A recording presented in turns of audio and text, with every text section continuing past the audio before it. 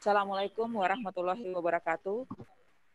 Selamat siang dan salam sejahtera bagi kita semua. Yang terhormat, Asisten Kesehatan Rakyat Setda Provinsi DKI Jakarta, yang saat ini hadir Bapak Kepala Biro Kesos, Pak Zainal, makasih untuk ikutnya, dan kami sangat berharap bahwa memang ini benar-benar dikawal oleh dari Biro Kesos. Terus kemudian ada dari Biro Tapem, ya juga kami mengucapkan terima kasih untuk kehadirannya, untuk partisipasinya, karena kita tahu ini sudah pertemuan yang kesekian dan memang benar-benar membutuhkan kerjasama lintas sektor. Kemudian para kepala Suban Peko atau Suban Pekap ya Provinsi DKI Jakarta, para kepala suku dinas kesehatan, para camat, Bapak Camat seluruh camat di DKI Jakarta, makasih untuk partisipasinya. Para teman-teman kepala puskes kecamatan di DKI Jakarta ada 44 ya, dan kemudian para kepala seksi kesmas kabupaten kota di DKI Jakarta, dan yang utama para ketua tim PKK tingkat provinsi DKI Jakarta dan kabupaten kota, kemudian para organisasi profesi, ada LSM, IDI, IDAI, Persagi, PPNI, IBI, IAKMI, Hakli, Himpaudi, dan yang utama leader kami di DKI Jakarta. Terima kasih telah hadir dari Bapeda. Sekali lagi ini kami sebenarnya fungsinya melaporkan ya Bu, Bu Ina yang hadir ya atau Bu Nita. Ya, jadi untuk melaporkan kegiatan yang dan sambil bersama-sama kita melakukan proses terkait dengan konvergensi stunting pada tahun 2020. Pertama-tama mari kita panjatkan puji dan syukur kehadirat Allah Subhanahu wa taala, berkat rahmat dan karunia-Nya sehingga hari ini acara ini akhirnya terselenggara ya, karena di tengah-tengah Covid, di tengah kesibukan kita fokus pada kegiatan penanggulangan Covid ini, kita masih dapat menyelenggarakan pembinaan gizi masyarakat, penguatan aksi konvergensi stunting lintas sektor tingkat Provinsi DKI Jakarta. Bapak Ibu sekalian, kita tahu masalah gizi kita untuk khususnya DKI Jakarta itu menghadapi masalah gizi ganda, ya kita tahu undernutrition masih berjalan, kurang gizi, tetapi overweight pada gizi pada bayi balita kita juga masih berproses, sehingga bagaimana kita mulai menyikapi dan aware dengan kondisi di lapangan. Jadi saat ini bukan semata-mata yang kurang gizi yang akan menimbulkan penyakit di masa depan, ya, tetapi juga overweight juga kita tahu akan menimbulkan penyakit-penyakit PTM dan akan mempunyai masalah di kedepannya.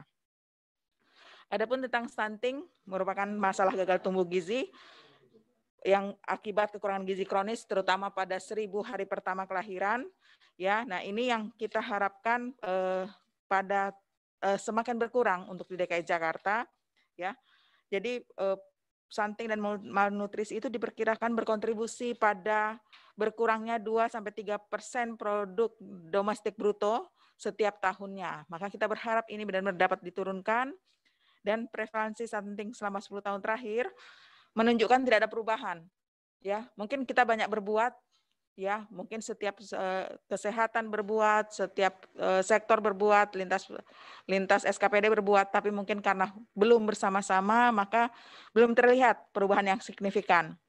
Hasil riset kesehatan dasar tahun 2007 dan 2018 menunjukkan dari 36,8% menjadi 30,8% atau sekitar 7 juta balita menderita stunting. Sedangkan DKI Jakarta dari 26,7% menjadi 17,7% atau sekitar 1,8 juta balita menderita stunting. Ini dari hasil Riskesdas ya. Sedangkan hasil studi status gizi terintegrasi Susenas tahun 2019 menunjukkan 27,67%. Hasil evaluasi penarikan data dari sistem aplikasi online EPPGBM kita dengan data dasar individu by name by address per bulan Mei 2020 menunjukkan prevalensi balita stunting sebesar 10,4%. Penurunan stunting memerlukan intervensi yang terpadu, ya seperti tadi disampaikan juga oleh Dr. Iit, kita memerlukan intervensi gizi yang spesifik dan sensitif. Nah, inilah yang akan menjadi PR kita ya bersama-sama. Kita berharap tetap akan penyusunan draft Pergub stunting yang saat ini masih dalam proses verbal, mudah-mudahan secepatnya dapat direalisasi. Dan selain itu, indikator dan target penurunan stunting sudah masuk sebagai sasaran pembangunan nasional dan daerah yang tertuang dalam RPJMN kita 2020 sampai 2024, dalam RPJMD kita 2017 sampai 2022, serta dalam RAD kita yang terkait dengan tujuan pembangunan berkelanjutan tahun 2018-2022 sesuai dengan Kepgub nomor 1920 tahun 2018. Dalam pada itu kita tahu bahwa ini sebagai komitmen tinggi dari pemerintah pusat, ya. Wakil Presiden telah memimpin rapat koordinasi tingkat menteri tanggal 12 Juli 2017. Nah, progres kita ini yang kita harapkan sampai sejauh mana DKI, ya kita tahu bahwa tahun lalu lokusnya adalah Kepulauan Seribu dan tahun ini Pulau Seribu dan Jakarta Timur, dan tahun depan 6 wilayah untuk seluruh DKI Jakarta, kabupaten kota semuanya menjadi lokus stunting.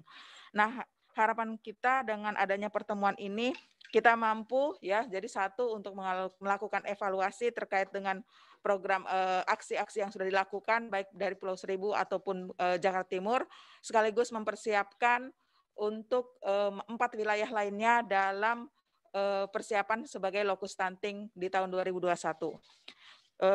Demikian yang mungkin akan saya sampaikan, dan dengan menyebutkan dan memanjatkan syukur kehadirat Allah Subhanahu wa taala, maka kegiatan hari ini kita buka sama-sama dengan mengucapkan bismillahirrahmanirrahim. Wassalamualaikum warahmatullahi wabarakatuh.